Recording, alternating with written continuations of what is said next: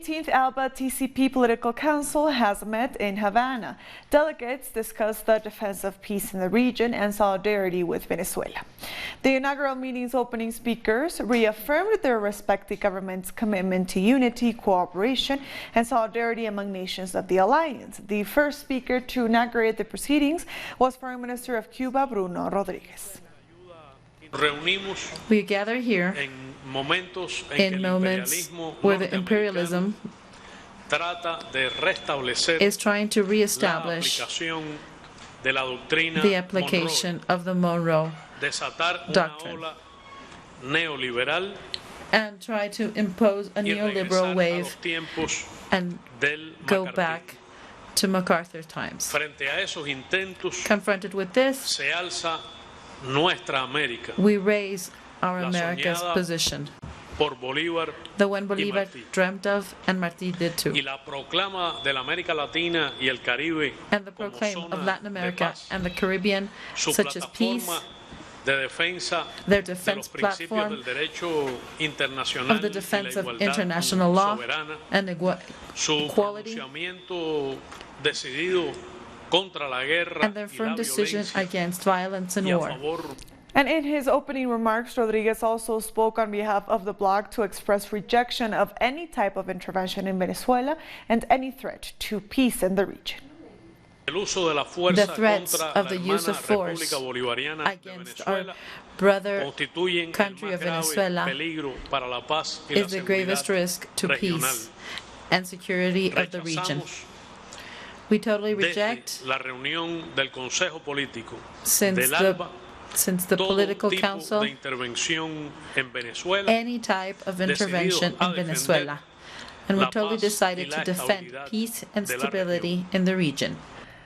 And Venezuela's Foreign Minister Jorge Arreaza detailed the steps carried out by the U.S. and its allies in attempting to carry out a coup in Venezuela, efforts which were ramped up over the last 16 months.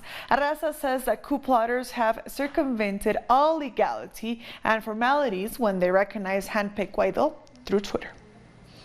However, now it seems that from the U.S. administration, the Trump administration, there's a way to validate processes, which are not the conventions or treaties, but it's through tweets. It's incredible. Mr. Mike Pence, 10 minutes later of the self-proclamation of Mr. Guaidó, he recognized him as an interim president of Venezuela.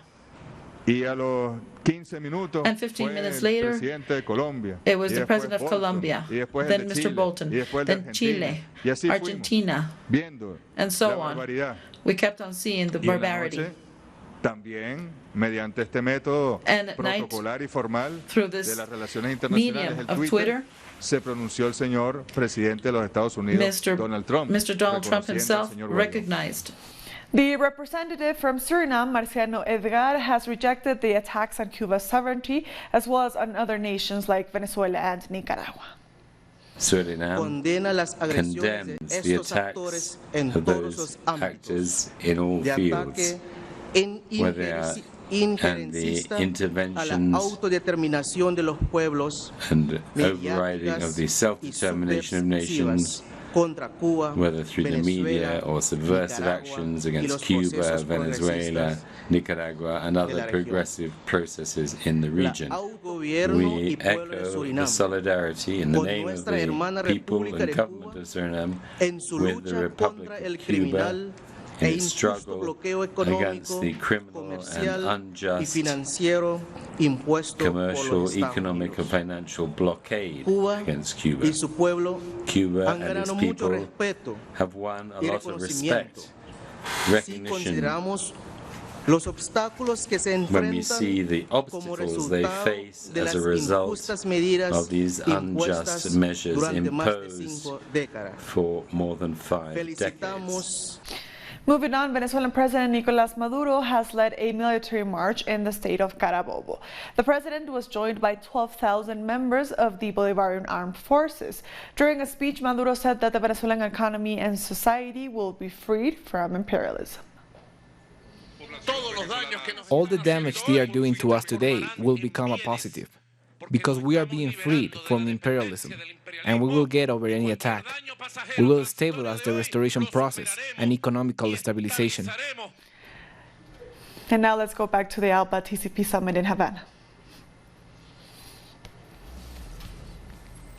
We will be back shortly. Let's go to other stories. The Congress of Latin America and Caribbean Students is underway in Venezuela.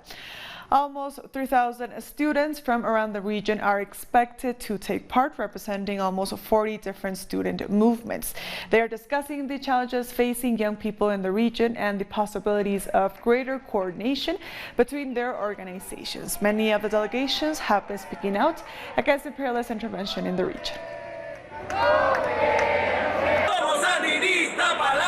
And the 72nd session of the World Health Assembly is taking place in Geneva, Switzerland. The World Health Assembly, the decision-making body of the WHO, meets until May 28th. This gathering is attended by delegations from all WHO member states to determine policies and approve the proposed program budget. Venezuelan Health Minister Carlos Alvarado spoke on behalf of the non-aligned movement of countries during the general discussion period, condemning unilateral economic sanctions. To move towards universal.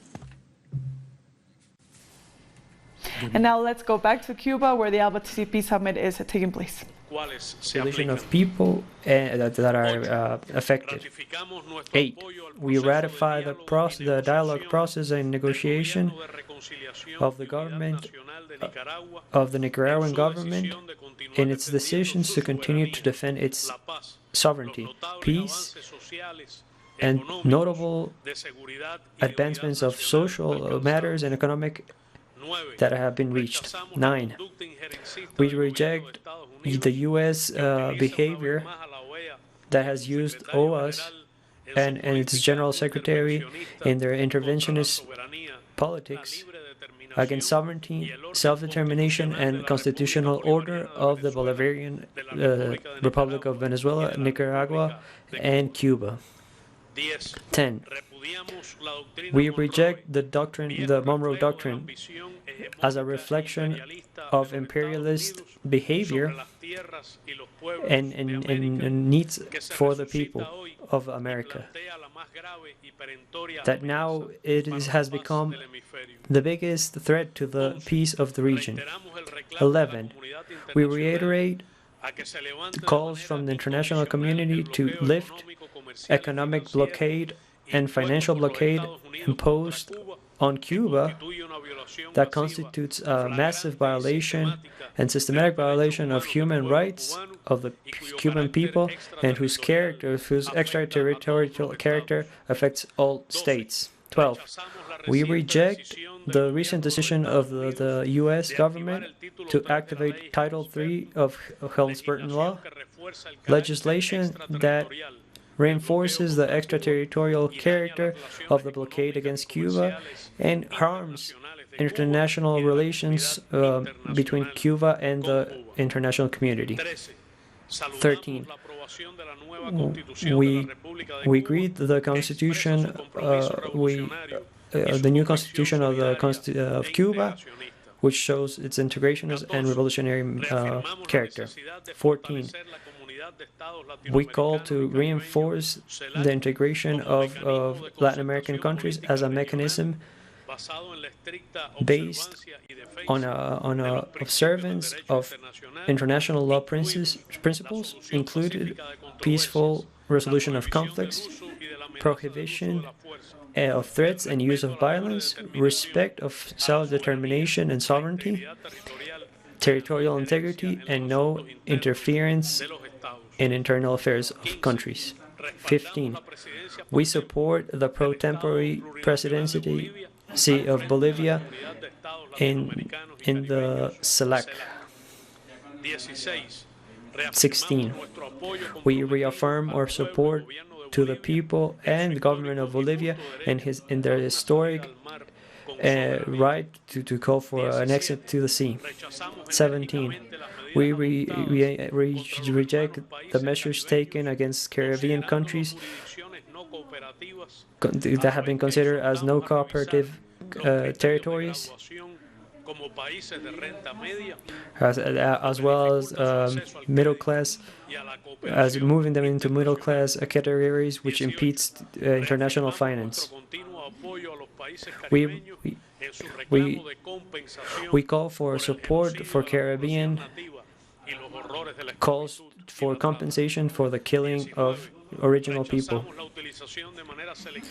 We reject the selective and motivated political use of human rights in the purpose to create conditions to destabilize governments and justify interference in internal affairs. 20. We celebrate the celebration of the 25th Forum of Sao Paulo in Caracas meeting, a space that will be used as a constant, as a meeting place for progressive voices in the region. 21. We agreed that the meeting of the non-aligned movement that will celebrate in Venezuela from July 20 to 21st under the theme Promotion of Consolidation and Peace through the respect of international law. 22. We renovate our commitment to cooperation, integration, and defense of unity against interference and political and economic domination. Havana, May 21st, 2019.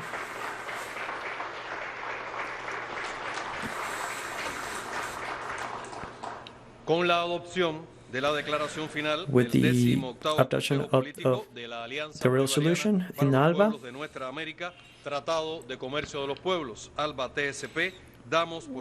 we conclude this meeting. Thank you very much.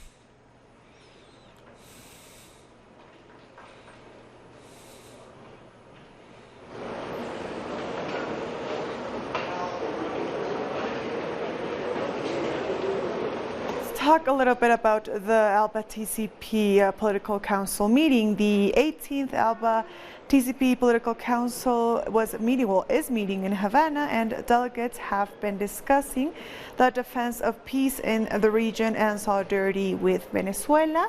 The speakers reaffirmed their respective governments' commitment to unity, cooperation, and solidarity among nations of the alliance. The first speaker to inaugurate the proceedings was the Foreign Minister of Cuba, Bruno Rodriguez.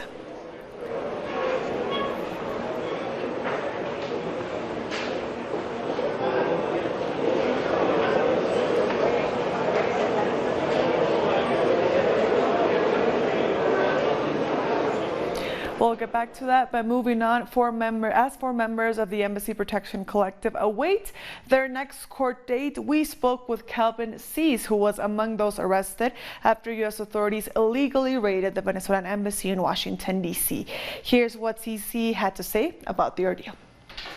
It happened because the United States allowed the pro-coup opposition to take over the military attaché in Washington, D.C., as well as Venezuelan offices at the UN in New York City. And when they manipulated the rules to recognize Juan Guaido at the OAS, they couldn't do it the normal rules, which required a two-thirds vote, and they barely could do it with a majority vote. When they did that, they ordered the OAS ambassadors from Venezuela out. We then went into the embassy, talked with the embassy staff, and with Code Pink and other organizations, we started the Embassy Protection Collective. We stayed for 37 days as interim protectors. Our goal was to serve as interim protectors while a protecting power agreement was reached between the U.S. and Venezuela, so that the U.S. Embassy in Caracas could be protected by Switzerland, and the Venezuelan Embassy in Washington, D.C. could be protected by Turkey. We stayed until we were going to leave voluntarily when that agreement was reached.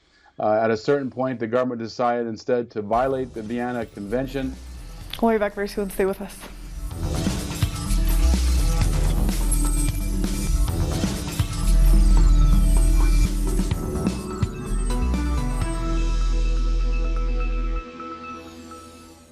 Welcome back. The Supreme Court in Colombia is set to decide which body should handle the case of the jailed FARC leader Jesus Santrich over U.S. allegations of drug trafficking.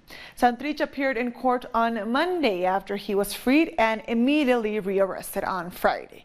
After 7 hours of deliberation, the judge asked the Supreme Court to rule on whether the prosecutor's office should continue to deal with the case or whether the Supreme Court should take over. Lawyers for the FARC leaders say only the Supreme Court has the power to hear the case because Santrich is a member of Congress. A ruling is expected within 3 days. Our correspondent in Colombia, José Manuel Jiménez, has more. The lawyers of former FARC leader Jesus Santrich have accused a judge of violating the impartiality principle because she ordered the arrest of Santrich, ignoring the jurisprudence of the court. The arrest order should have been placed with the presence of Santrich's lawyers, Santrich himself, the Office of the Inspector General of Colombia, and public prosecutors. However, the judge did it unilaterally. There was also a debate over the body that should handle the case. The defense said that only the Supreme Court has the power to investigate the case, since Santrich is member of Congress. However, Heriberto Sanabria, president of the Electoral Council, said that Santrich is not a member of Congress because he did not fulfill all three main criteria, so he should not be judged by the Supreme Court. Those criteria are to be elected, to be recognized by the Electoral Council, and to take office before the Congress. Santrich fulfilled the two first, but he did not fulfill the last one. That's why the president of the Electoral Council said that he is not a member of the Congress, so he cannot be judged by the Supreme Court, but instead by a regular court. However, the Supreme Court is set to decide which body should investigate the case. Meanwhile, Jesus Santrich remains in custody. And relatedly, the Supreme Court has accepted the resignation of the former Attorney General Néstor Humberto Martínez, who resigned after the Special Jurisdiction for Peace announced that Jesus Santrich would not be extradited to the U.S. We thank José Manuel Jiménez for that report. Tens of thousands of citizens took part in the March of Silence in Montevideo, Uruguay, to demand an end to impunity for war crimes committed during the country's military dictatorship. Silence takes over the city of Montevideo every May 20 as a means to demand truth and justice. Despite the rain, thousands of Uruguayans participated in a march of silence. They asked to know the truth of what happened to prisoners who disappeared during Uruguay's military dictatorship. It's really impressive how many people came out despite the weather. It shows a serious commitment to the issue. It also shows that we are not alone. That it needs to be taken into account by our rulers to end impunity and to once and for all deliver the truth. This year's mobilization took place within a very particular framework. In recent months, the role played by the armed forces in the dictatorship has once again been on the table. In addition to confessions from former soldier José Cavazzo, who admitted to carrying out torture and forced disappearances, last week the Senate rejected the dismissal of 4 generals who failed to condemn these crimes. We are here. We will continue to be here. We are those who never left, in spite of genocide, in spite of the murders, in spite of all resentment, of all the hatred. We are here to say we are alive. All that disappeared are alive, and we are going to find them. Despite the insistent demands of Uruguayan society, truth and justice have yet to make any headway. New generations said they are committed to continuing the search for truth. As a society, we still have much to do. It cannot be that we have taken the street 24 times, and there are still no answers for the victims of the dictatorship. I call on all young people to go to the streets, because the future is ours. We are the ones who have to take a stand and sacrifice ourselves and go out, just as those young people went out during the dictatorship and gave their lives so that we could be here today. During the years of state terrorism, 196 men and women were detained and then disappeared at the hands of the state. So far, only 31 have been found, most of them in Argentina. Tens of thousands of Uruguayans braced intense rains in Montevideo and in other departments of the country to once again fight for the truth and for justice for those who were disappeared during the military dictatorship. Mateo Grille, Telesur, Montevideo, Uruguay. The trial of former Argentine President Cristina Fernández de Kirchner is now underway.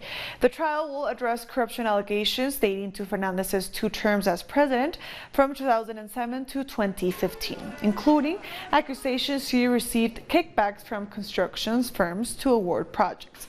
Fernández, who announced her candidacy for vice president in October elections, accused the government of Mauricio Macri of using the trial as a way to sideline her political aspirations.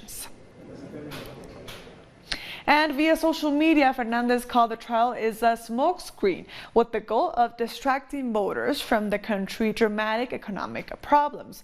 Argentina is in a recession and President Macri has come under pressure due to high inflation, a weak currency, and mounting job losses.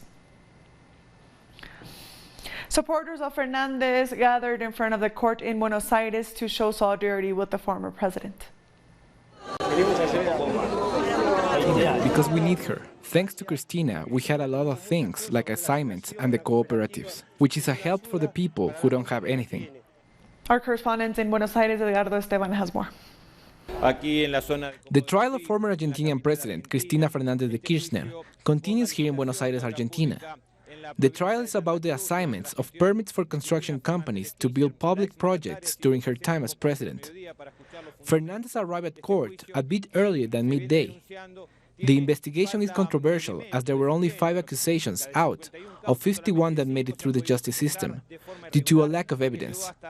The former president said via social media that this is a political prosecution that aims to derail her electoral campaign. She says she will be a candidate for vice president during this election and is trying to avoid the media circus that her picture in court represents. Fernández also said that this trial is a smokescreen aiming to distract citizens from the economic issues the country is facing and to distract them from the electoral process since she is the candidate with more supporters.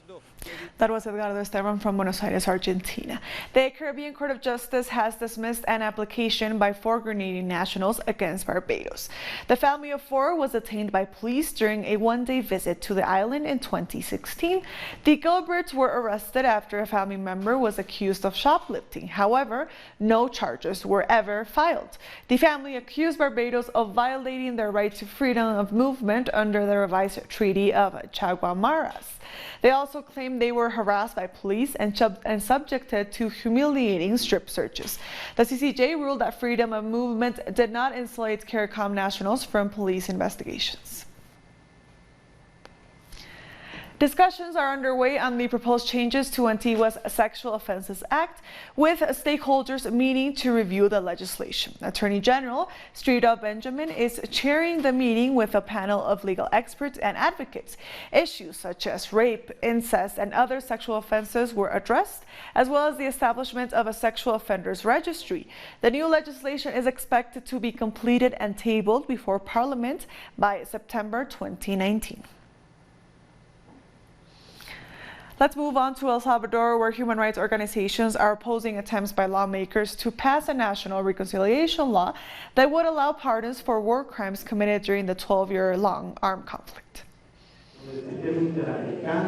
Relatives of victims of the armed conflict are demanding truth, justice, and reparations from the state in cases of serious human rights violations during the El Salvador Civil War, which left over 75,000 dead and missing. Blanca Salazar condemns the kidnapping of 3 of her brothers in 1989. We've been to military bases, to police stations, to prisons, but as time passes, we stop hearing anything about them. No one told us anything, so we left it at that. We looked for my brothers for so long, but we stopped because no one longer had hope. The situation of victims is increasingly complicated because of the intentions of a commission of the Legislative Assembly, which wants to approve a national reconciliation law, considered by many as a new amnesty law for war criminals, something that's already been deemed unconstitutional since 2016. History has already taught us that impunity is not the way towards a national reconciliation. As such, we make an appeal to the Legislative Assembly, to the elites behind it who are pushing for this agreement, not to make the same mistake that was made in 1993. A new amnesty is not right. It is not in accordance with our national legal system or with what is mandated by the Constitutional Court. Therefore, we are going to continue denouncing the proposed silencing of victims' voices. UN transitional justice experts urge lawmakers not to pass a bill which would lead to the immediate pardon of war criminals. I think the victims deserve respect, they deserve dignity, they deserve justice. They deserve to know the whole truth about those who have disappeared and those who were murdered. A few days before the end of President Salvador Sánchez Serén's term in office, victims demand that the president veto the reconciliation law if it is approved, since those who support it participated in serious human rights violations, which would go unpunished. And with that story, we've come to the end of this news brief. These and other stories, as always, find them on our website at telesurenglish.net. And also join us on social media. We are on Facebook, on Twitter, and on Instagram. For Telesur English, I am Estefania Bravo. Thank you for watching.